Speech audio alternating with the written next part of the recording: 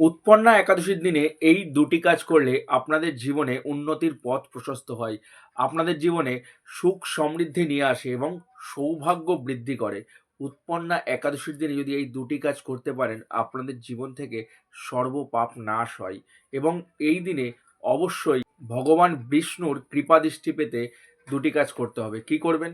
এক নাম্বার হলো, এই দিন ভগবান বিষ্ণুর অত্যন্ত পাওয়ারফুল মন্ত্র এবং প্রিয় মন্ত্র ওম নমো ভগবতে বাসুদেবায় নমো মন্ত্রটির কন্টিনিউয়াসলি জপ করতে হবে। অর্থাৎ গোনাগুনির কোনো দরকার নেই। যখন পারবেন, যতটুকু পারবেন, যেভাবে পারবেন এই মন্ত্রের জপ করুন। এটা অত্যন্ত শুভ বলে মনে করা হয় এবং এতে ভগবান বিষ্ণুর কৃপা দৃষ্টি হয়।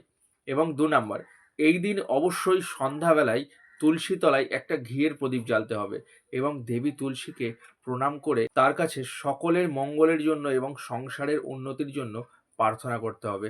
আপনার জীবনে উন্নতির পথ প্রশস্ত হবেই এবং জীবনে সুখ সমৃদ্ধি আসবেই। করে দেখুন। যদি ভিডিওটা ভালো লাগে একটা শেয়ার করুন।